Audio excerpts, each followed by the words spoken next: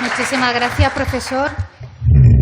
En primer lugar, por el esfuerzo de síntesis para exponer en un tiempo asumible para los asistentes, ¿verdad?, un tema tan complejo, con tantísimos matices y en lo que, como muy bien anunciado al principio, es muy difícil llegar a teorías generales, ¿verdad?, llegar a afirmaciones que puedan servir tanto a los afectados como a las propias administraciones y, ¿por qué no?, a los jueces cuando les llegue el momento de decidir, para tomar esa decisión en función de esos criterios que se puedan adoptar con carácter general, cuando el propio Tribunal Supremo se muestra cauto y dice que es muy prudente a la hora de sus pronunciamientos, porque es difícil crear jurisprudencia en estos ámbitos porque siempre hay que atender al caso concreto. Es decir, que la dificultad y el esfuerzo que te ha llevado recopilar esos pronunciamientos y poder extraer de alguna manera al menos esas conclusiones, pues desde luego es muy de agradecer. Bueno, no sé, quería simplemente decir, porque se me pasó al principio, que estamos grabando esta intervención del profesor en Vidirujo y que, como viene siendo habitual, la vamos a colgar en la página web de la Cátedra del Agua y la Sostenibilidad de la Universidad para el visionado por parte de aquellos que no han podido venir o incluso para refrescar o si quieren acceder en cualquier momento. Estará enseguida disponible, como les digo, en la web de la Cátedra del Agua. Bueno, pues es el momento es vuestro momento, es el momento de que participéis, de si queréis hacer alguna pregunta, alguna cuestión, alguna intervención, observación, ¿por qué no? Os pediría, por favor, brevedad y, sobre todo, que os identifiquéis. Si ¿hay alguna palabra?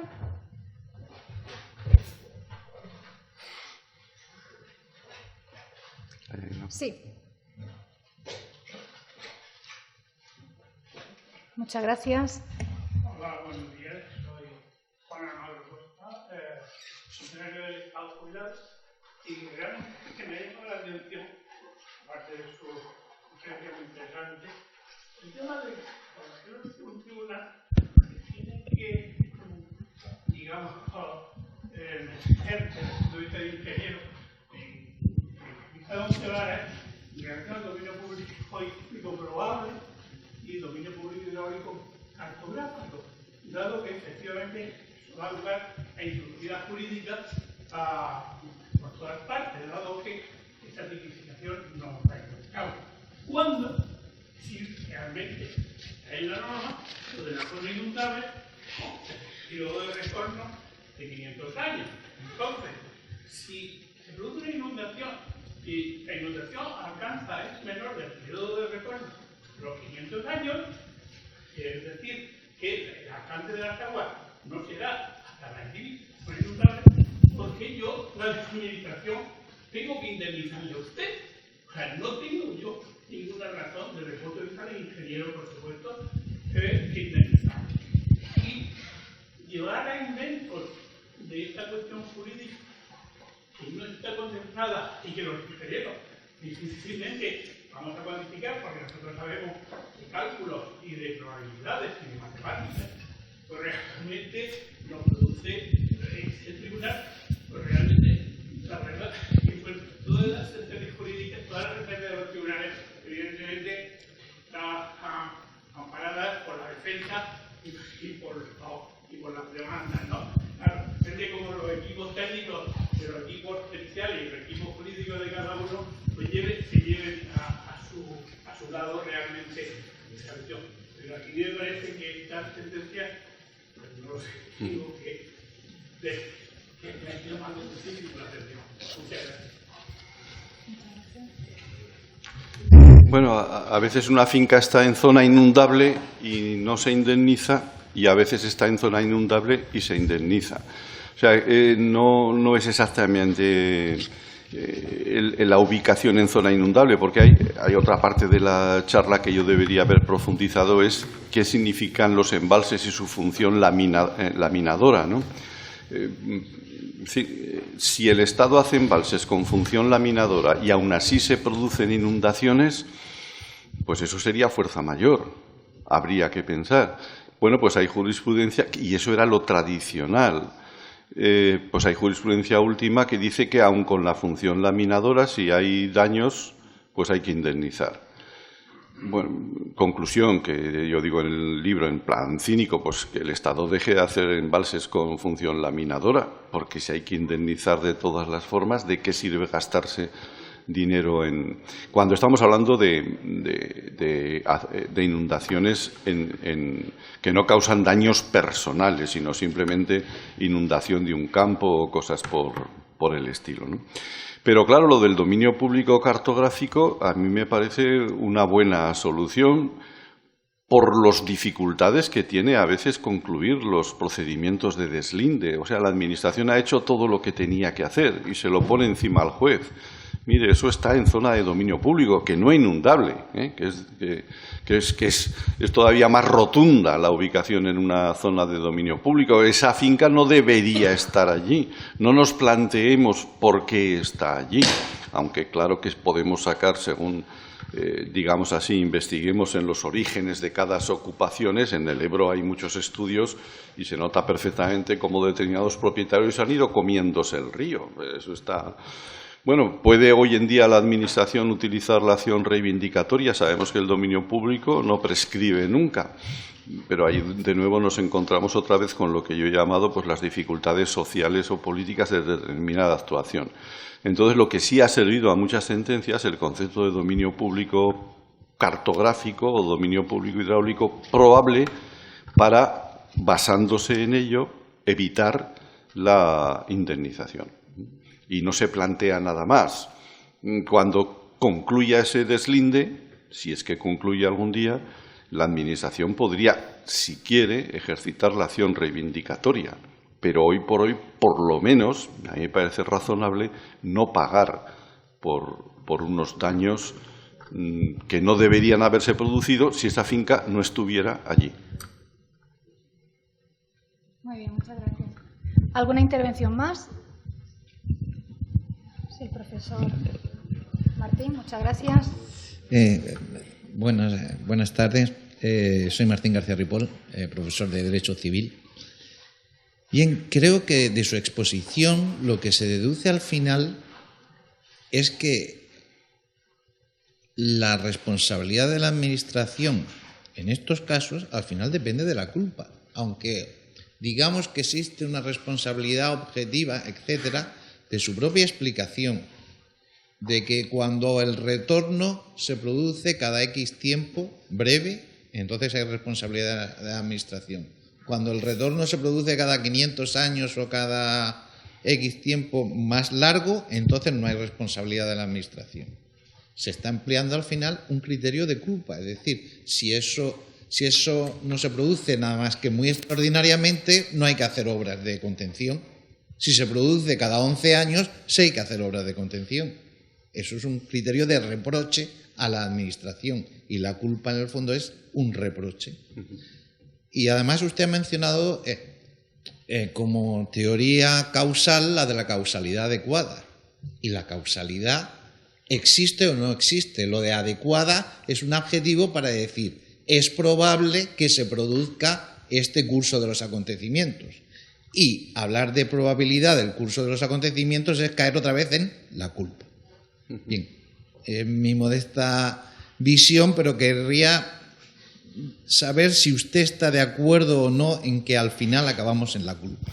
Sí, yo creo haberlo dicho que aunque la responsabilidad administrativa funciona bajo los presupuestos de responsabilidad objetiva, no la culposa del 1902 del Código Civil, sin embargo, la observación de la realidad, la observación de la jurisprudencia, pues creo que he utilizado la expresión de que normalmente se busca algún título de imputación, algún defecto en el actuar de la Administración, quizás no el concepto estrictamente culposo, pero sí de negligencia, alguna incorrección para basar sobre ello, porque la responsabilidad objetiva, mire, usted tenía que haber cuidado de esto, responsabilidad objetiva y no nos planteemos nada más. Yo creo que eso en la realidad no funciona así.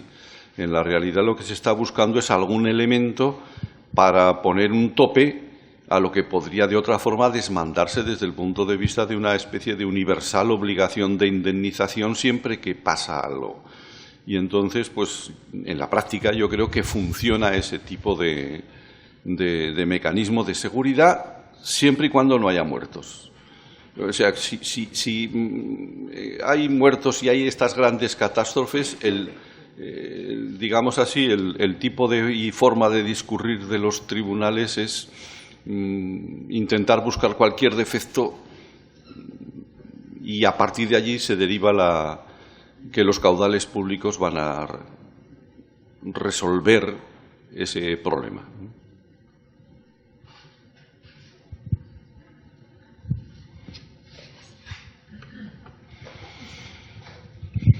Hola, soy Germán Pedra, soy funcionario de la Confederación Hidrográfica del Segura.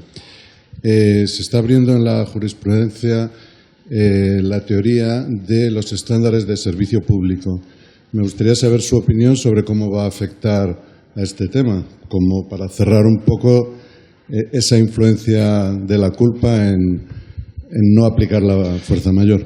Las cartas de los servicios públicos que funcionan a veces en la sanidad o en otro lugar, digamos, son un cierto compromiso de la administración pública en relación al funcionamiento de ese hospital o de esa instalación y, por lo tanto, y aunque las cosas no son matemáticamente así, podría entenderse que cuando la Administración no responde a ese estándar de comportamiento que se ha fijado en la carta de funcionamiento de ese hospital, pues debería de indemnizar a la persona correspondiente, ¿no?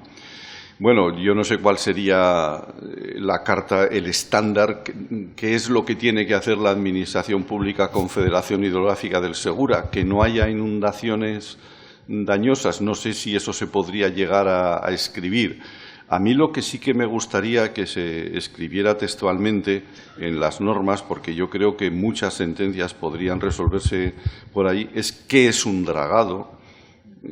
Se diferencia el dragado de la limpieza, cómo se diferencia, cuáles son los estándares de comportamiento en relación a ese tipo de actuaciones. ¿Hay que dejar al río que se desarrolle normalmente o la Administración Pública debe de interrumpir el desarrollo del aporte natural?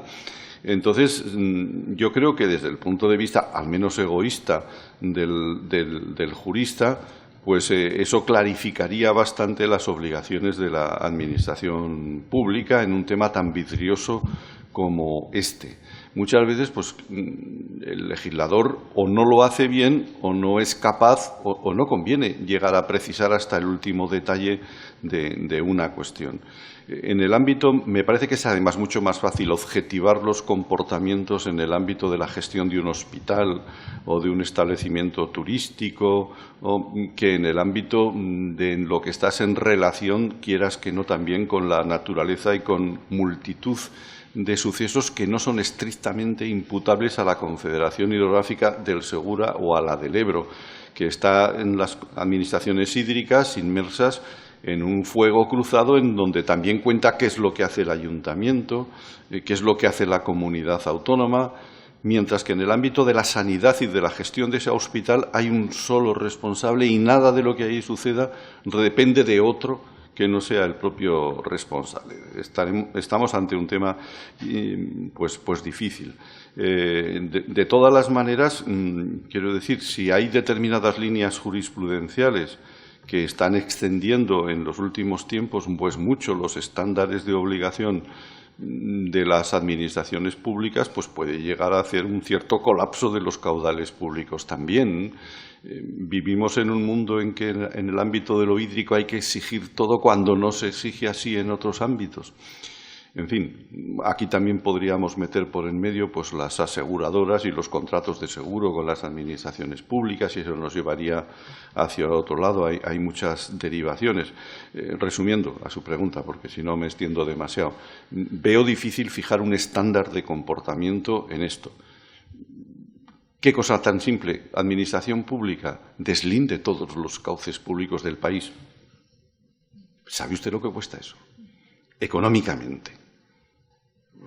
Eso es algo probablemente inasumible. A largo plazo, con un periodo de tiempo, poco a poco, bueno, pues sí, deslinde los cientos de miles de kilómetros de cauces públicos que tiene el país. Bueno, difícil. Muchas gracias. Al fondo hay otra pregunta.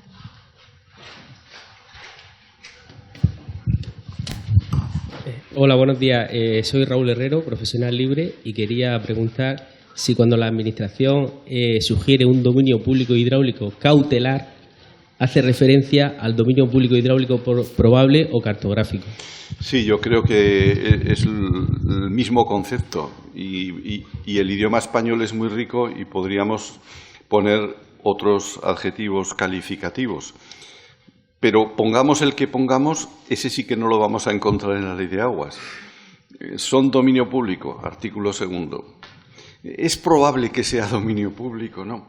Sin embargo, a la hora de la verdad, pues son conceptos que en un ámbito muy concretito, como es el de la responsabilidad administrativa, pueden tener utilidad y pueden servir también para oponerse a determinados abusos que hacen algunos particulares, ¿no? Que después de haber ocupado el cauce con su finca, reclaman a la Administración los daños por no haber dragado el río. Si no estuviera usted ahí, no le hubiera pasado nada. En fin. Muy bien. ¿Alguna intervención más? Yo me quería simplemente plantear o pedirte si en tu estudio de la numerosa jurisprudencia, las numerosas sentencias que han recaído, en el libro no se encuentra, lo cual no quiere decir que no haya pasado por tus manos, y a propósito de lo que has dicho, la definición, la depuración del concepto dragado, limpieza de los ríos, es solo uno a la competencia que durante al menos algún tiempo ha estado controvertida de a quién corresponde realizar las labores de dragado de los tramos urbanos de los ríos.